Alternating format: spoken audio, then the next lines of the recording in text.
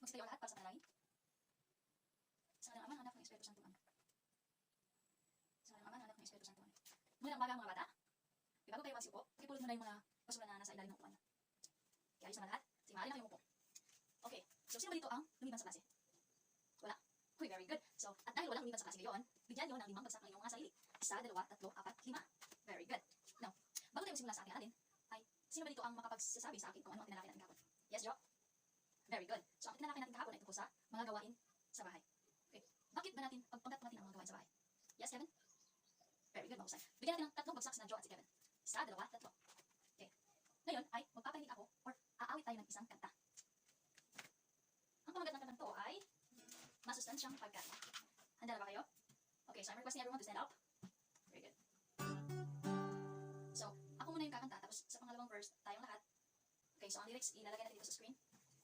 Ating kainin, masustansyang pagkain, gulay po siya na matiis kanin, inyong pagkataas, bukas yung big, buwalawin, talagas katawan natin. Everybody! Pagbuang mata. Again. Ating kainin, masustansyang pagkain, gulay po siya na matiis kanin, inyong pagkataas, bukas yung big, buwalawin, talagas katawan natin. Buwalawin, talagas katawan natin. Alright, so, nagustuhan niyo ba yung kanta? O, diba? Ano ulit yung pamagat ng kantang yun? Yes, Shani. Very good. So, ang pamagat ng kantang yun ay masustansyang pagkain. Ano nga ulit yung mga pagkain na nasa lyrics ng kanta? Yes, Grace. Magbigay isa. Very good. Prutas. Ano pa? Nadia. Huh? Gulay. Very good. How about you, Marty? Very good. Isda. Ano pa dun? Kevin. Gatas. At iba pa. Alright. So, ngayon, ay may papakita ako sa inyong larawan. Itong larawan na to. Okay, so, ipapakita ako sa inyong larawan. At sasabihin nyo kung anong putahe ang magagawa ng larawan ito.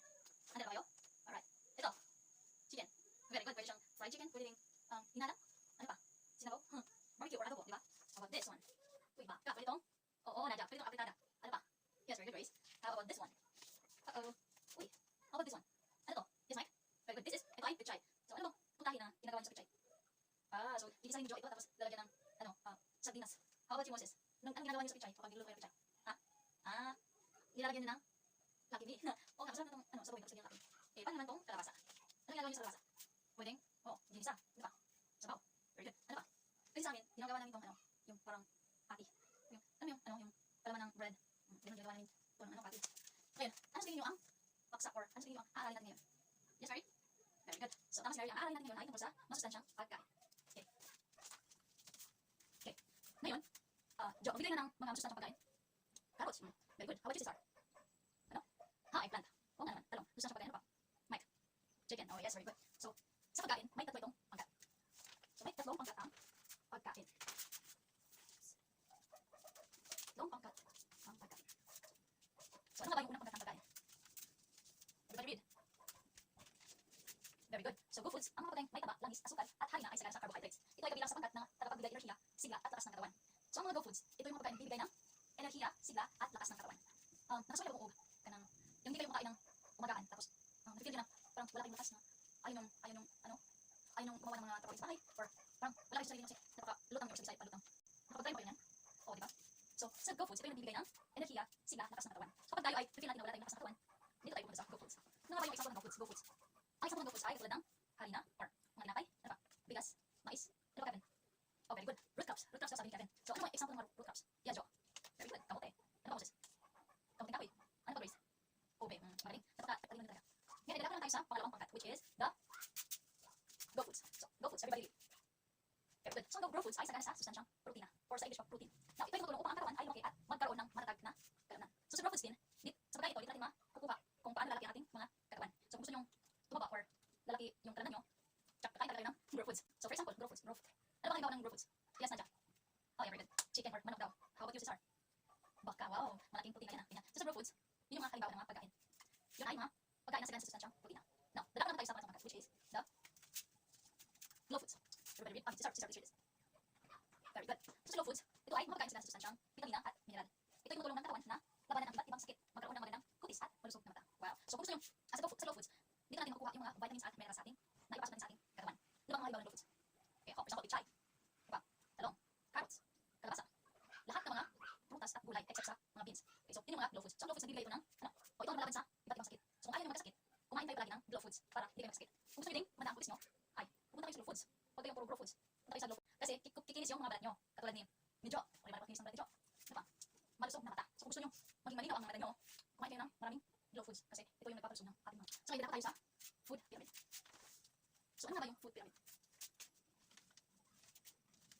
Everybody read. Sa food pyramid, dito natin makikita kung magkano ang ikukonsume natin sa ating katawan. Like for example, halimbawa ito, mga rice or mga tinapay. So, pinakita dito na dapat mas marami ang ating kakainin na rice or rich in carbohydrates. Tapos, pangalawa sa pinakamarami ay ang gulay at prutas. Then, pangatlo ay ang mga gatas, keso, at mga meat or mga chicken, fish, or iba't ibang merong protina. And then, sa pinaka last part na inirekomenda ng food pyramid na maliit lang ang ikukonsume natin is yung mga dairies like ano, itong ice cream or mga juice or mga cookies. So, sa tulong ng food pyramid, dito natin malalaman kung ang kinakain ba natin ay sumobra na or hindi ba. Kasi dapat kasi ang kinakain natin is yung sakto lang, yung balanse, para hindi tayo kasakit at magiging pulso ng katawan natin. Now, ano ulit yung tatlong pangkat ng pagkain? Yes, go foods, grow foods, and glow foods. Sa grow foods, ito yung pagkain na sagana sa, yes Mike? Magaling, sagana sa carbohydrates. Ano naman sa grow foods? Yes, Grace. Mahusay. Ito sagana sa protina. Ikaw naman, Kevin. Sa glow foods, anong pagkain na sagana sa glow foods? Mahusay. So, ang glow foods ay sagana sa vitamina A at mineral. Magaling mahusay. At para sa nga ulit yung food pyramid.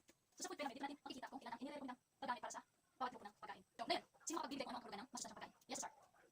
Very good. Ano naman yung tatlong pangkat ng pagkain? Yes, sir. Mahusay. Ano naman yung food pyramid? Yes, Grace.